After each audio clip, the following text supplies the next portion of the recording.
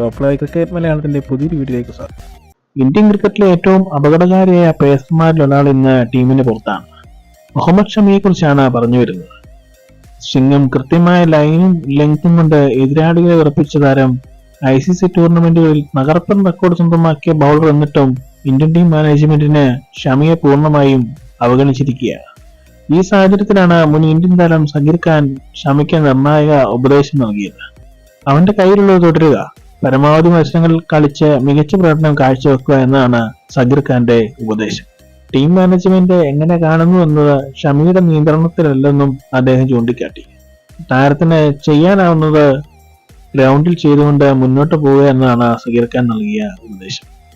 2027 ഏകദിന ലോകകപ്പ് ലക്ഷ്യമിടുന്ന ഇന്ത്യ കഴിഞ്ഞ ലോകകപ്പിൽ ഇന്ത്യയുടെ ഫൈനൽ പ്രവേശനം നിർണായക പങ്കുവച്ച താരമാണ് ഷമി. എന്നാൽ പരിക്കും ടീം മാനേജ്മെന്റിന്റെ പരിഹസിച്ചുള്ള പ്രതികരണങ്ങളും തിരിച്ചുവരവിന് തടസ്സമായേക്കാം. ഗൗതം ഗംഭീറും ഷമിയിൽ താല്പര്യം കാണിക്കുന്നില്ല. യുവതാരങ്ങളെ വളർത്താനാണ് ഇന്ത്യയുടെ ശ്രമം. ഷമിയുടെ തിരിച്ചുവരവ് സാധ്യമാകുമോ എന്ന് കണ്ടറിയണം. ഇത്തരം ക്രിക്കറ്റ് വാർത്തകൾക്കായി ഈ ചാനൽ സബ്സ്ക്രൈബ് ചെയ്യുക.